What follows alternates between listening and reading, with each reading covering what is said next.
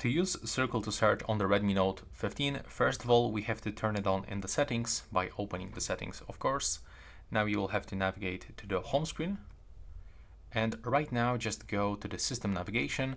If we are using 3 buttons, you have to go for the press and hold home button and go for the circle to search.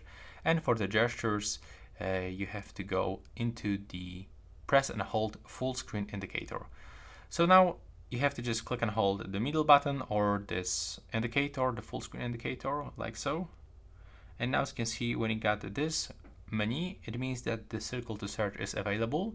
And now we can use circle to search in a few ways. The first one, we can, for example, translate something by clicking, holding this text, like so. And we can just simply use this button. So we will get this translation.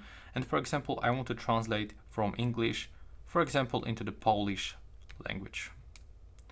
Now, as you can see, it just translates everything that is currently available on this screen. But of course, this is not everything, because if we are looking for some things, like for some pictures, we have to also click and hold it. Let's try to do this one more time. Let's click and hold it. And now we can actually draw around the thing that we are looking.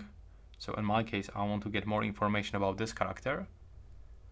And now as you can see, I'm actually redirected into the browser where I can find this information about Dragon Ball Super Anime series.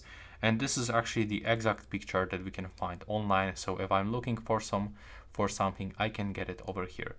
But also the circle to search is very useful when you want to copy something that is not possible. Like if I want to copy this phrase, as you can see, I cannot do that. But if I'm gonna click and hold this circle to search wake button, now I can select any phrase that I want and I can quickly copy.